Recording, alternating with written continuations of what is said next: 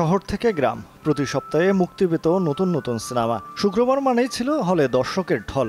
বড় বড় প্রেক্ষাগৃহে হাউসফুল বোর্ড ঝুলে থাকত দিনের পর দিন। কিন্তু সেই সোনালি সময় আজ অতীত।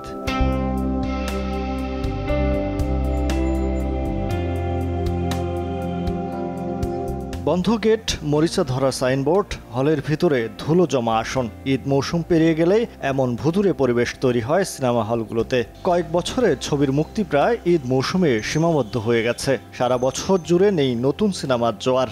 বড় বাজেটের সিনেমাগুলো প্রযোজকরা মুক্তির তারিখ রাখেন শুধু উৎসব মৌসুমে। ফলে বছরের বেশিরভাগ সময় দর্শক শূন্য পড়ে থাকে প্রেক্ষাগৃহগুলো। ঈদের পরে একদম আমরা বেকার হইয়া থাকি। এক ঈদেই 2টা মনে 8টা আর কি ঈদে 15টা এরকম যে ছবি যদি আসে তাহলে এই যে সারা যে বছরটা চলে যায়, সারা বছর কোনো ছবি থাকে না। চলচ্চিত্রে বৈচিত্র্য ও ধারাবাহিক মুক্তির অভাবে বন্ধ হয়ে গেছে বহু সিনেমা হল। টিকে থাকা কয়েকটিও খরচ মেটাতে হিমশিম খাচ্ছে। হল টিকিয়ে রাখতে বিদেশি সিনেমা মুক্তির অনুমতি চাচ্ছে প্রদর্শক সমিতির নেতারা। আজকে আমরা যদি সার্বক্ত ছবিগুলো পাইতাম, হলগুলো খুলে রাখতে পারতাম, কই আমাদের সে ব্যাপারে কোনো উদ্যোগ নেই। প্রতি বছর যদি আমাদের অন্ততপক্ষে আমরা 40-50টা ছবি পেতাম তাহলে কিন্তু আমাদের ইন্ডাস্ট্রি বন্ধ হয়ে যেত না।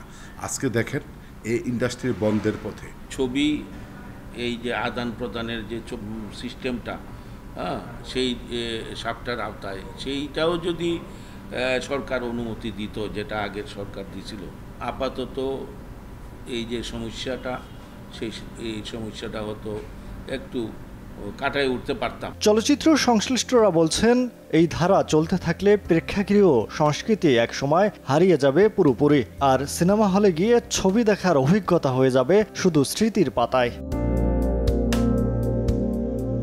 মহিব আল হাসান, সময় সংবাদ, ঢাকা।